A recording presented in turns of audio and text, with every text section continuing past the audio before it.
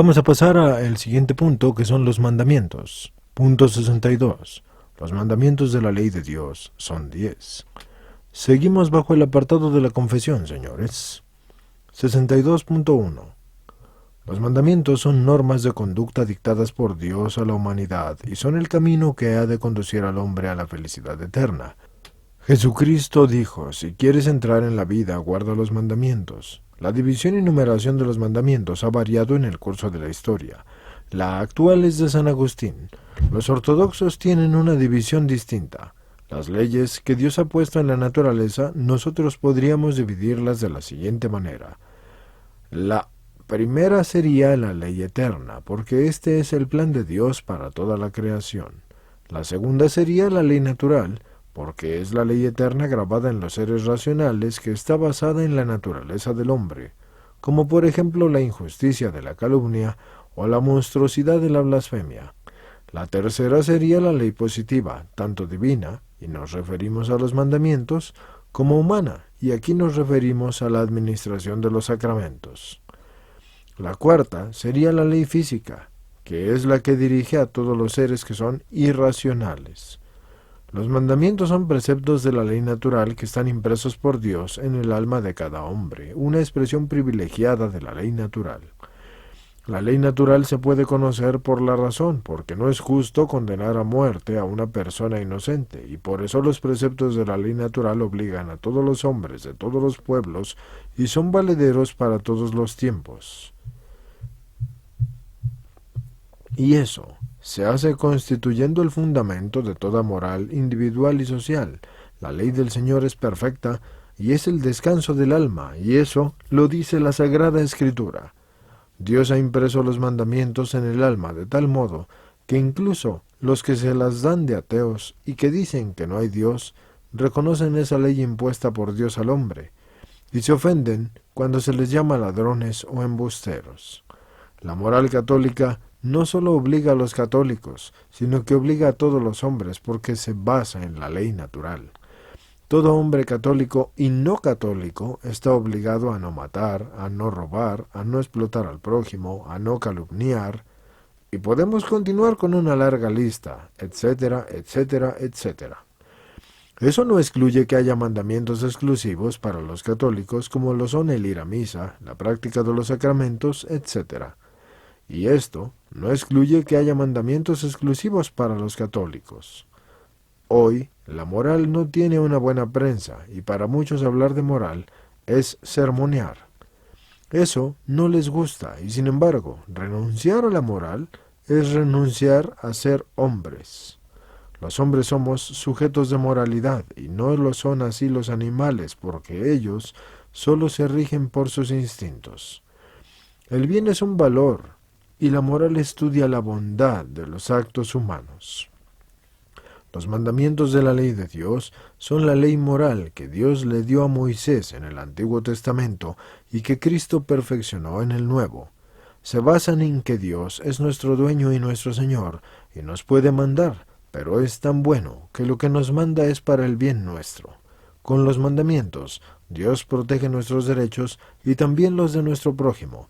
Los mandamientos presentan valores trascendentes que nacen de la misma dignidad de la persona humana. Los mandamientos no son prohibiciones caprichosas para ponerle trabas a la libertad del hombre, sino que es más bien la ley justa y sabia, con que Dios quiere gobernarnos para nuestro propio bien. Las cosas no son malas porque Dios las prohíba, sino que Dios las prohíbe porque son malas. Todos los mandamientos son para todos, nadie puede dejar de cumplirlos, y es necesario cumplirlos todos si es que queremos salvarnos. Y no basta decir que yo no robo, que yo no mato, etc. Porque eso no te va a salvar. Para salvarte hay que guardarlos todos. Y para condenarte, solo tienes que faltar a uno. Para poder pasar por un puente, es necesario que no se haya hundido ninguno de sus arcos.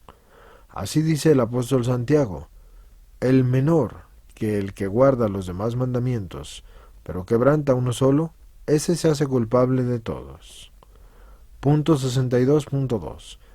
Los mandamientos de la ley de Dios constituyen el programa más completo y más perfecto que se haya dado en el mundo para conseguir la paz y la tranquilidad a los individuos, a las familias, a los pueblos y a las naciones. Si es que los guardas, los mandamientos, y nos referimos como pueblo, como nación, como familia, como individuo, si tú los guardas, en el guardarlos se encuentra el secreto de abrirse paso dignamente en la vida. Si tú quieres que todo el mundo te estime y te respete, guarda los mandamientos. Yo te aseguro que tu vida será mucho más feliz y más fácil que si no los guardas. Las mayores tragedias que vemos en esta vida frecuentemente ocurren porque no se guardan los mandamientos. Y por eso es que existe la cárcel, que está llena de desgraciados. Por eso el hambre de muchos hijos, por eso los disgustos de tanta familia, por eso tantas lágrimas y tantas penas. Si se cumplieran los mandamientos de Dios, muchos problemas desaparecerían de hoy, como por ejemplo la delincuencia, el terrorismo, las violaciones, las madres solteras, los adulterios, los hijos extramatrimoniales, los abortos, la homosexualidad, las drogas, el SIDA, y podemos continuar con una larga lista, así que etcétera, etcétera. Si todo el mundo cumpliera los mandamientos, entonces la vida en la tierra ya sería bastante semejante al cielo. Avelino de Luis, profesor del seminario de Astorga, dijo en el Congreso del Pastoral Evangelizador, celebrado en Madrid en septiembre de 1997, que hemos ido robando a Dios el espacio en la familia, en la escuela, en la prensa, en la radio y en la televisión. Nos hemos empeñado en echarlo de la economía, de la política, de la legislación, de la cultura. Empezamos a arrinconarlo y acabamos por no tener ningún sitio para él. Y así es como no van las cosas. Y es precisamente por ello que así nos van a nosotros las cosas. Porque sin Dios las cosas no funcionan. Por no cumplir los mandamientos de la ley de Dios, ocurre como dice Hobbes, ocurre que el hombre es un lobo para él mismo, para el hombre. No negamos que un ateo puede ser honrado, pero sí que le falta una motivación eficaz. Si la moral se reduce a convenciones sociales, entonces carece de fuerza para obligar, cuando su observancia exige notables sacrificios. Esa moral puede derrumbarse con facilidad, y lo mismo es que un castillo de naipes pueda derribarse, porque eso es esa moral, un castillo de naipes. Una ley a la cual puede uno sustraerse y no tener riesgo ninguno, no tiene eficacia. Sin religión no se puede hacer a un hombre mejor. Se puede ser ateo y se puede ser honrado en situaciones normales.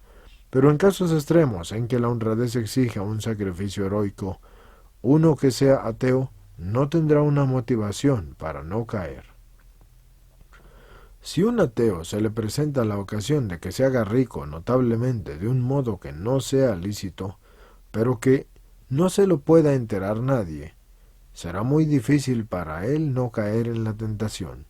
En cambio, el creyente sabe que es preferible morir que pecar. La única moral que es razonable es la que se propone desde una óptica religiosa que disponga de un punto de apoyo, porque si no, entonces sería como querer colgar un cuadro en la pared, pero no tener antes un clavo. Pues en este caso, señores, ese clavo es Dios. Y por eso ya lo dijo Dostoyevsky, si Dios no existe, todo está permitido.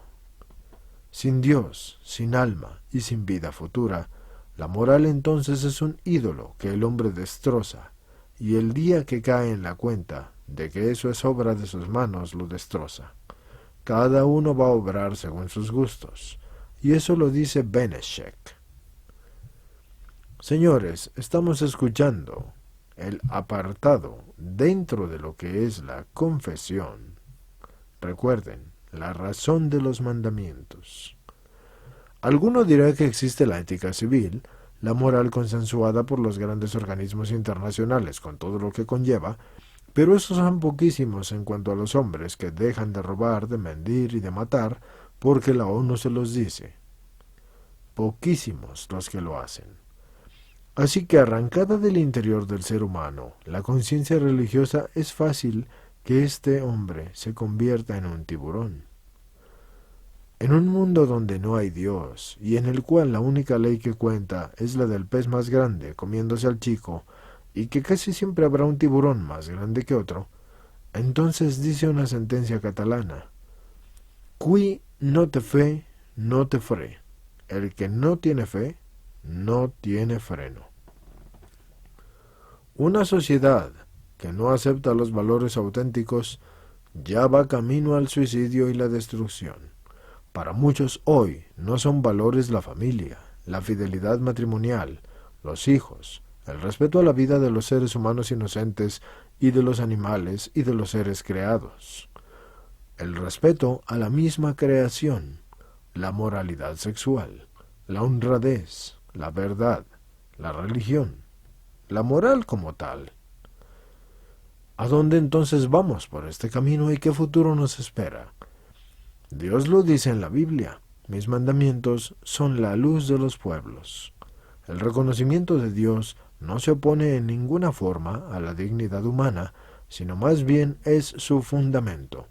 Cuando el hombre organiza el mundo, pero quiere hacerlo sin Dios, acaba organizando una sociedad contra el mismo hombre. Hoy es más urgente que nunca la educación ética y religiosa, porque no podremos avanzar en la construcción de una convivencia social justa y libre si las nuevas generaciones no son educadas en los valores fundamentales y si no se ejercitan en vivir ya desde la infancia de acuerdo con ellos.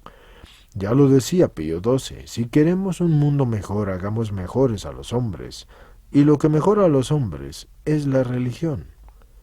Punto 62.3. El cumplimiento de los mandamientos, a veces, aunque yo diría que siempre, cuesta trabajo, porque tenemos que frenarnos y renunciar. Pero los mandamientos nos llevan al cielo. Esos son como las ruedas del carro, que pesan, pero que gracias a ellas el carro puede andar, porque un carro sin ruedas no hay quien lo mueva. Dios hace posible, por su gracia, lo que manda. De nuevo, Dios hace posible por su gracia lo que manda. Punto 62.4. La moral católica no es represiva, como algunas personas suelen decirlo. No quita la libertad al hombre, sino que la orienta para que se realice como una persona humana, como las vías del tren que le obligan a ir por un camino, pero que ayudan al tren a avanzar y a llegar, le impiden entonces que se despeñe. El puente a mí me obliga a cruzar el río por ese punto concreto, pero es gracias al puente que yo puedo cruzar el río. Algunos consideran a Dios como un enemigo de la libertad humana y piensan que el hombre será totalmente libre cuando se emancipe de Dios y de la religión. Y sin embargo, sometiéndonos a la ley de Dios, nos realizamos plenamente como personas humanas, porque nos liberamos de la esclavitud de nuestros instintos desordenados. Muchos adoran su libertad como un ídolo y desean hacer lo que quieran, siempre y en todo. Por eso rechazan la moral católica, porque ésta les limita a su supuesta libertad. Pero la vid, si no la podas, no te da fruto, y cuando el hombre se deja podar, es cuando entonces puede madurar y dar fruto. La libertad no es otra cosa que la capacidad para poder elegir entre dos valores auténticos. Pero elegir el mal, abandonando el bien, no es libertad, es esclavitud. El hecho de que algunos prefieran ser esclavos es lamentable. Pero hay una cosa que deben recordar: las joyas no pierden su valor, aunque haya personas que no sepan apreciarlo. La libertad con Dios es auténtica, pero la libertad sin Dios es un engaño, porque Dios no te quita la libertad para lo bueno, sino más bien para lo malo. Con eso nos ayuda como hombres. Elegir lo malo es una equivocación, y quitar la libertad para lo malo es hacer un bien. La verdadera libertad es el derecho de no estar impedido para hacer lo que es bueno.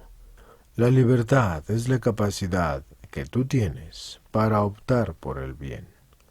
Muchos creen que es derribar murallas y en lugar de aceptar valores, se esclavizan al sexo, a la droga o a lo que sea. Esos son esclavos de sus caprichos, porque no son libres y no son felices. El hombre feliz es el que disfruta haciendo el bien, porque no hay una verdadera libertad sino en el servicio del bien y de la justicia. El ejercicio de la libertad no implica el derecho a decir y hacer cualquier cosa. El cristiano se siente libre, pero no lo hace porque quiere, sino porque quiere hacer lo que Dios manda. Él obedece a Dios libremente y nada lo coacciona. Ser libre no es hacer lo que tú quieres, ni tampoco lo que te gusta. El ludópata libremente elige el jugarse el dinero, pero es un esclavo de ese vicio. Para los que no lo sepan, ludo significa juego. Lo que nos hace libres no es no querer aceptar lo que sea superior a nosotros, sino acatar de buena gana lo que por encima de nosotros está. Y eso lo dice Goethe. Yo soy libre cuando elijo lo que me hace perfecto como ser humano. Yo soy libre cuando elijo lo que me perfecciona como ser humano. Si yo actúo solo en virtud de mis apetencias momentáneas, yo soy esclavo de las tendencias mías. A tomar lo agradable como si fuese un valor supremo, y lo agradable solo es un valor, pero se halla en la parte más baja de la escala de los valores. Hoy se valora la libertad incluso más que la responsabilidad. Hay que ser responsable en el uso de la libertad, elegir valores y jerarquizarlos y aplicarlos defendiendo los derechos de los demás.